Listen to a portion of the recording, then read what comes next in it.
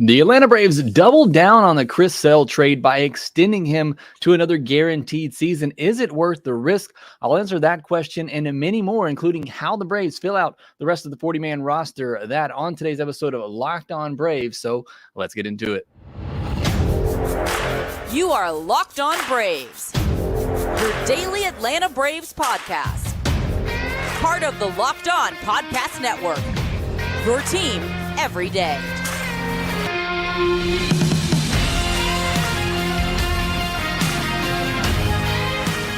Hey, welcome back to Locked On Braves, part of Locked On Sports Atlanta, where we cover your favorite Atlanta sports teams each and every day. I am your host, Jake Mastriani. You can follow me on social media at ShortstopVol. Also, make sure you check out my written work over at BravesToday.com. Make sure you follow the podcast on social media at LockedOn_Braves. Send us in any questions, comments, or feedback that you have for the podcast. Always enjoy hearing from you. If you're new, make sure you hit that subscribe button on YouTube. If you've already subscribed, you can go ahead and hit that thumbs up button to help others hear about the show so they can subscribe. Up over 8,600 subscribers on YouTube now. So trying to get to 9K, hopefully 10K by opening day. So thank you so much for all your support there here at Locked On Braves.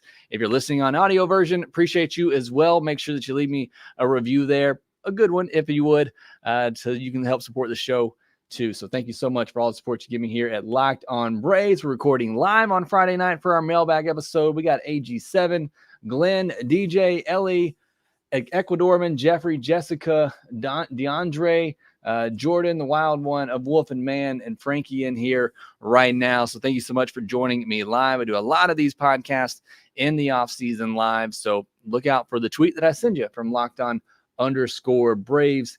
And see Alan, Robert joining in here as well as we get going. I'm sure we'll have more who come in. So thank you so much for joining me live. Thanks for watching the replay. However you support Locked On Braves, I truly, truly appreciate you. And another way you can do that is Game Time. Today's episode is brought to you by Game Time. Download the Game Time app, create an account, and use our code at Locked On for $20 off your first purchase.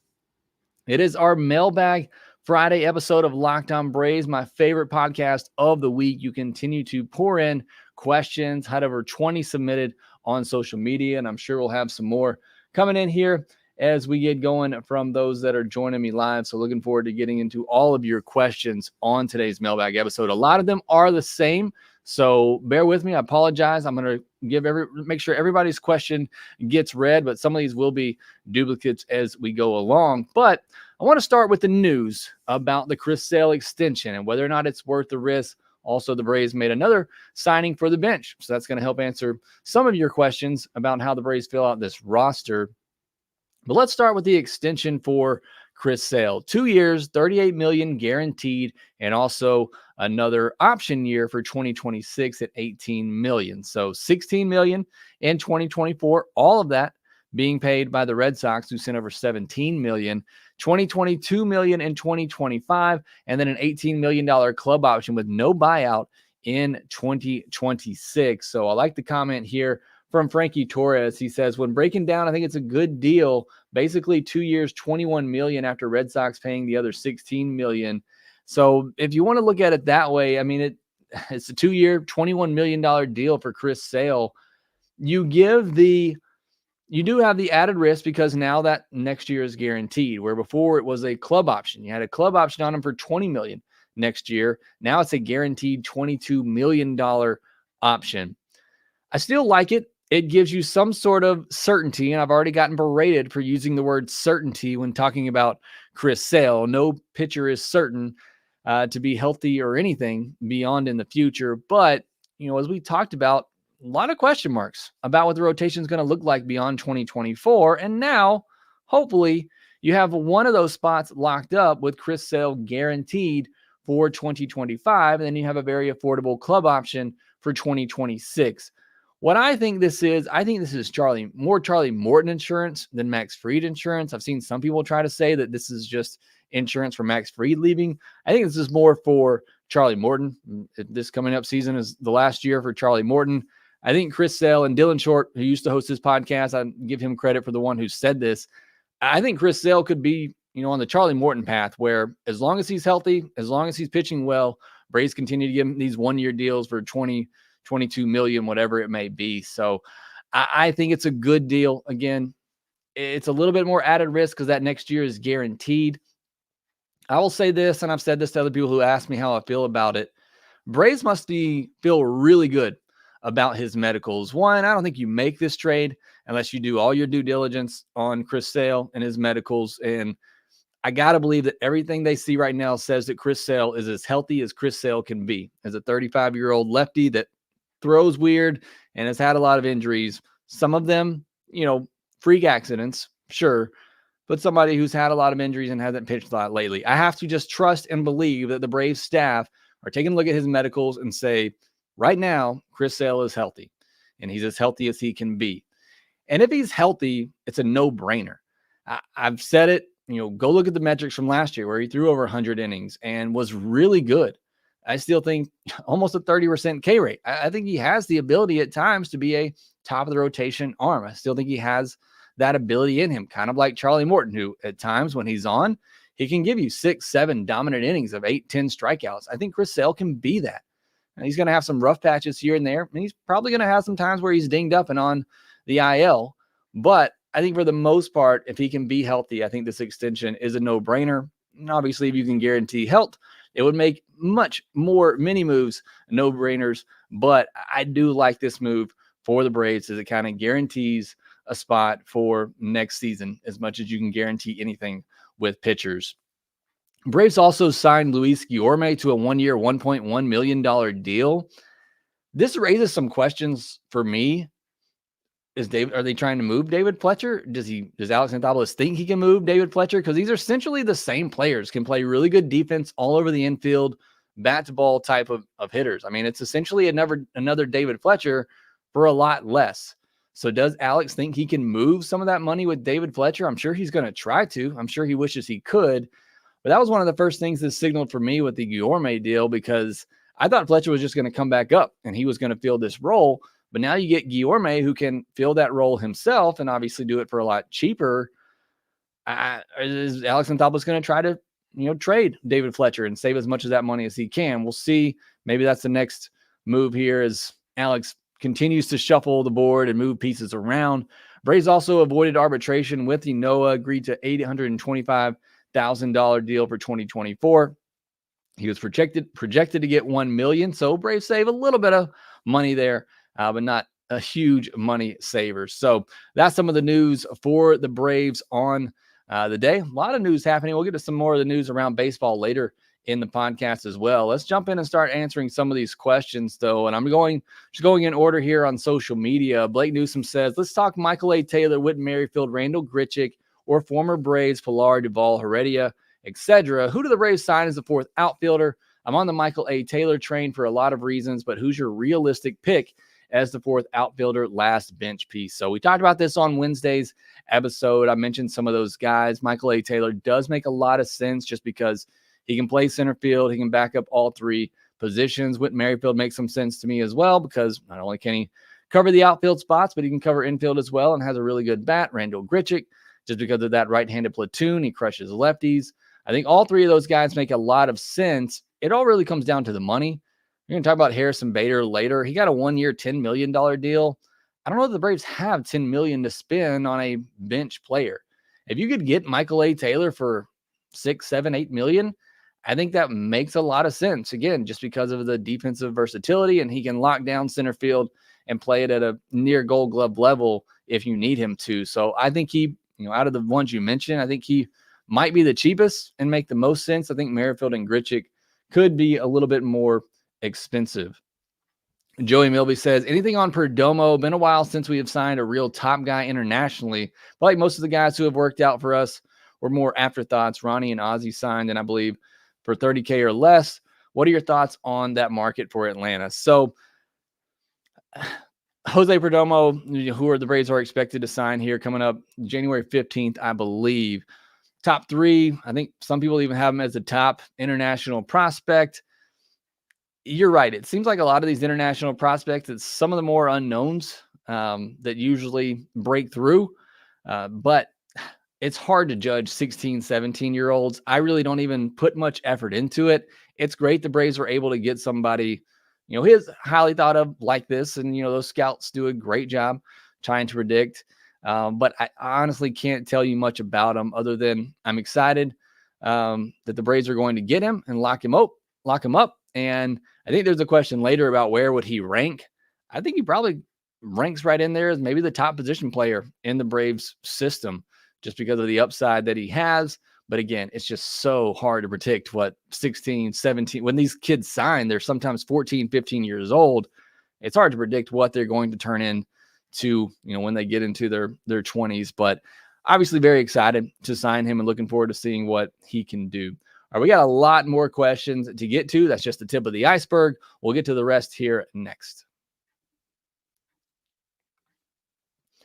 All right, today's episode is brought to you by Game Time. You shouldn't have to worry when you buy your tickets for the next big event, and you don't when you use Game Time. A lot of you have asked me in the past, you've hit me up on social media, who is that user you talk about or that group you talk about where you can buy the tickets and it's stress-free, and it's Game Time.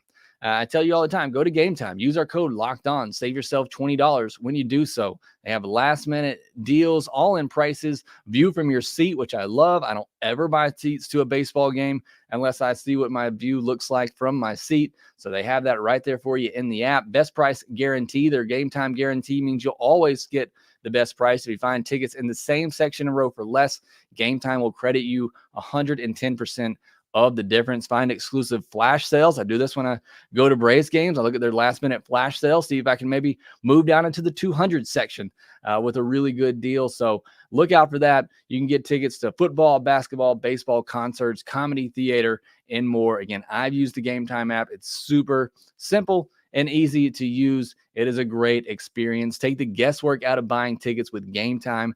Download the Game Time app, create an account, use code Locked On for $20 off your first purchase. Terms apply. Again, create an account, redeem code LOCKEDON for $20 off. Download Game Time today. Last minute tickets, lowest price guaranteed. I want to also remind you, Locked On's launched the first ever national sports 24/7 streaming channel on YouTube. Locked On Sports Today is here for you 24/7, covering the top sports stories of the day with the local experts of Locked On, plus our national shows covering every league. Go to Locked On Sports Today on YouTube and subscribe to the first ever national sports 24/7 streaming channel. And getting back into our questions here from social media, Joey Milby continues, says, 20 years from now, we look back and rank who you think has the best career, best to worst: Vaughn Grissom, Shea Langoliers, William Contreras, Justin Henry Malloy. William Contreras, I think, is obviously right now on track to have the best careers of any of these. I'd probably put Vaughn Grissom second. Not that I think he's going to have this fantastic, all-star career.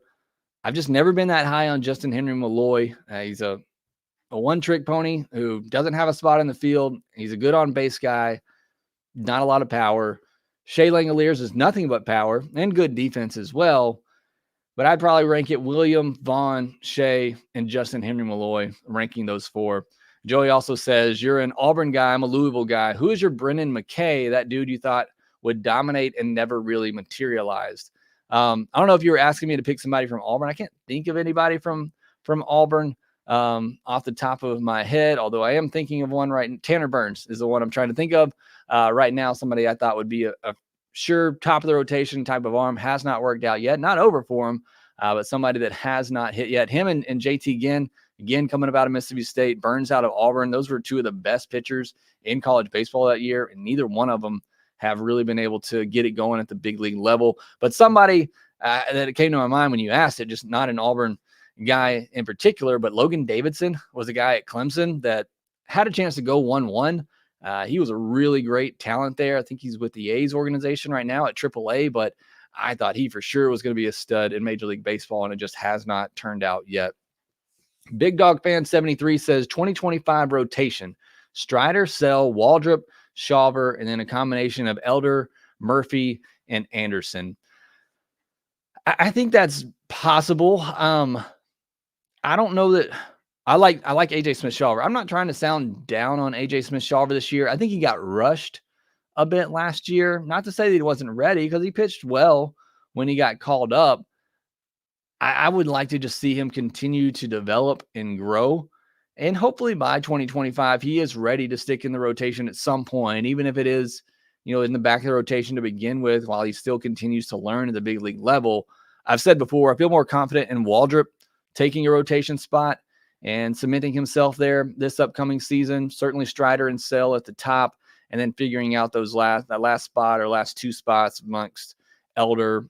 I don't know if Owen Murphy would be ready quite yet either, but maybe depending if he gets up to Double-A this year and looks the part. I certainly think he has a safe floor as a back of the rotation type of guy. And then obviously big questions on Ian Anderson, what he looks like when he comes back. So I think I would love that to be the rotation. I think the Braves still go out and find somebody else. Bellfire says Fried, Strider, Morton, Sell, Elder. Not counting the remaining depth, is this the best starting rotation the Braves have had since the Maddox, Glavine, Smoltz days? So this might come as a bit of a hot take, and I'm not trying to offend anybody from the 90s. I grew up in the 90s watching those three. I think it is the best rotation the Braves have had since that group. Now, I'm not comparing it to that group, but you look at Strider, who is, Cy Young favorite. He's probably going to finish in the top 5 in Cy Young many times in his career, if not win 1 or 2. Fried's already finished in the top 5 of the Cy Young a couple of times himself. I mean, these are two of the best pitchers the Braves have had in their rotation since that group. So I think you have to say that it is, the best rotation we've had since those days. Now, I think it's still far from that. I mean, you're talking about 3 Hall of Famers, but I think this is the best rotation the Braves have had since that group, and especially, include Morton. He, again, not on the level of those guys, but I would agree. I would say this is the best rotation the Braves have had since those 3, when you consider Strider and Fried could both very easily win a Cy Young, and they're pretty easily top 15 pitchers in all of baseball. Another one from Bellfire. I don't get the fans wanting to toss Elder to the trash heap. In my opinion, he was an above average starter and would have been a number 3 on a number of teams last season. Are we so spoiled by what the organization has done that we expect everyone developing to be a Strider or Harris? So I think the situation with Elder, again, I've said this many times. When he was drafted, I said, I love the pick. He's going to be a very solid 4th or 5th starter for a long time in a big league rotation. And I still believe that. The problem is he came out on fire in 2023, went to the All-Star team, and now fans are expecting that. And so the bar has been raised to Bryce Elder to where he's an all-star, and he's not an all-star. He's a very solid 4th, 5th starter, maybe at times pitches like a 3. And I think you're right. Many teams would love to have him. So I think it's a case of fans' expectations for Bryce Elder got raised because of a very hot first half in 2023. And that's why some fans are saying, well, he's not a top of the rotation guy anymore. Let's just get rid of him. But that's not the case. He's still going to be a very solid pitcher for the Braves, I believe. Harrison says, hope this hasn't been asked yet. Who is going to replace Michael Tonkin in the bullpen? Is the Noah going to be our option out of spring training? Possibly. I mean, to be quite honest with you, I love the honky tonk man. He did some great things. He would not be in this bullpen. I mean, he's obviously not. The Braves got rid of him because of that reason.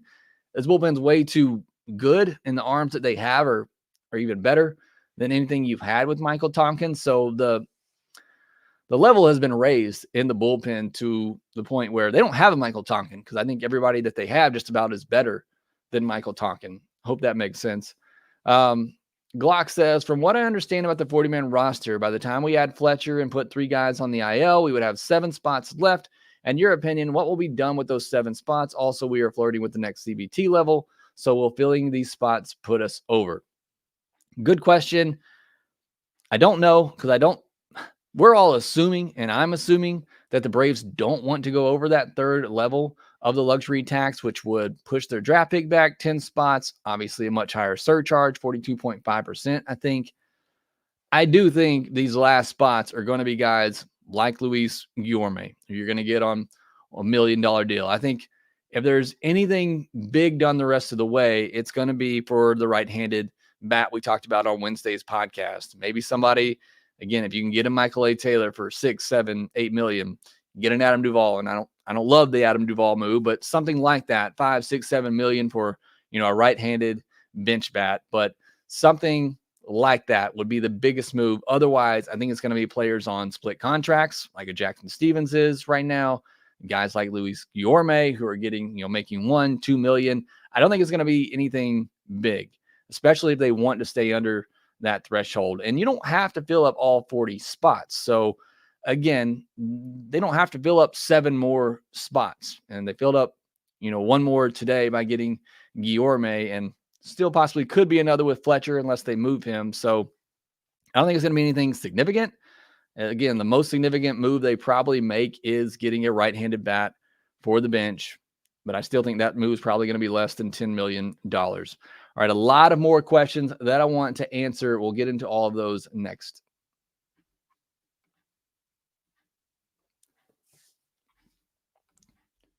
Want to remind you one more time that Locked On has launched the first ever national sports 24/7 streaming channel on YouTube. Locked On Sports Today is here for you 24/7, covering the top sports stories of the day with the local experts of Locked On, plus our national shows covering every league. Go to Locked On Sports Today on YouTube and subscribe to the first ever national sports 24/7 streaming channel.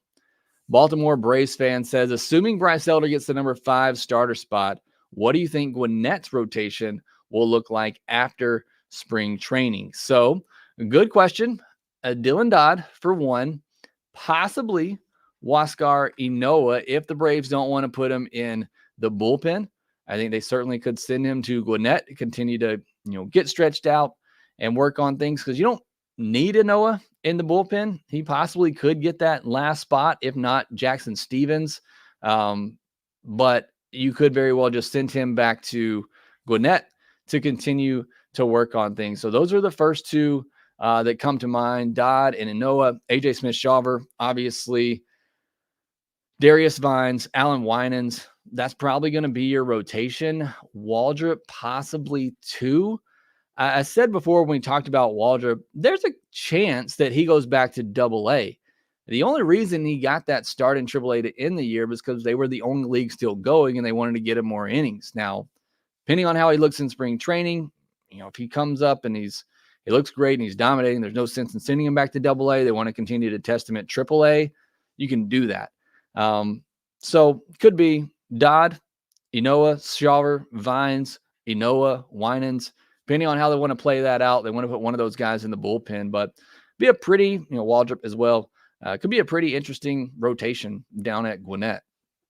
Braves guy says, who would you like to see the Braves target in this year's draft? So it is way too early for me to be looking at the 2024 MLB draft, and the Braves pick way too far back in the draft for me to even really have any idea of who would be available. But I haven't looked that far into it, but I can almost guarantee you it's going to be a pitcher. I would love to see them take a big time shortstop. I've wrote an article on Braves Today talking about the shortstop depth in the organization. I don't know that there's a clear one right now. I would love to see them go after a shortstop that they think they can mold into the future, whether it's a college guy. And again, I haven't really looked at the college ranks right now to see, shortstop that might be available then, but I'd love to see them go after a shortstop. You don't usually draft my position need, especially that early in the draft. But, you're asking me what I would like to see them do. I'd probably like to see them target a shortstop they think they can mold into being their shortstop of the future. William Brave says, what are the Braves going to do with the 5 spots on the 40-man? They got 3 spots that'll open up on the 60-day IL once the season starts. So we already kind of talked about that. I think it's going to be smaller moves like you saw today with Luis Guillorme. Aegon says, how will Perdomo be ranked in the system once he's signed?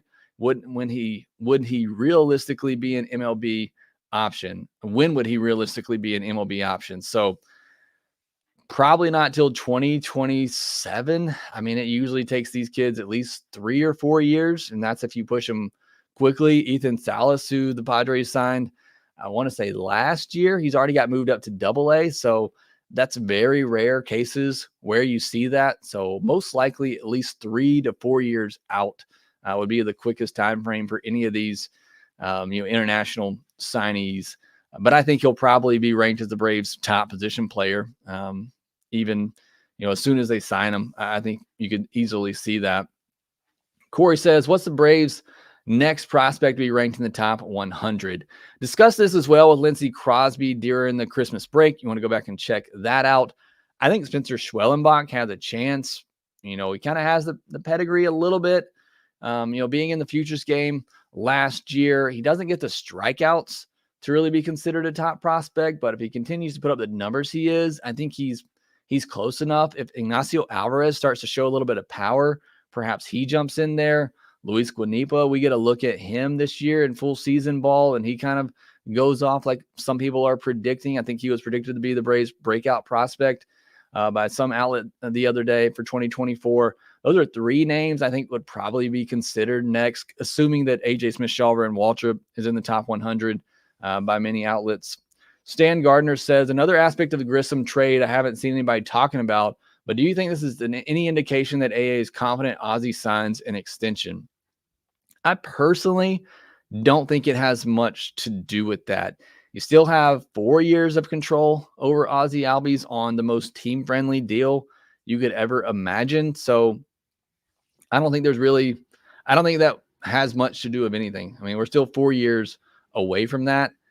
I think Ozzie would love to stay here. I think the Braves probably owe him a little bit, but I don't think that move had any indication towards what Ozzie's future is going to look like.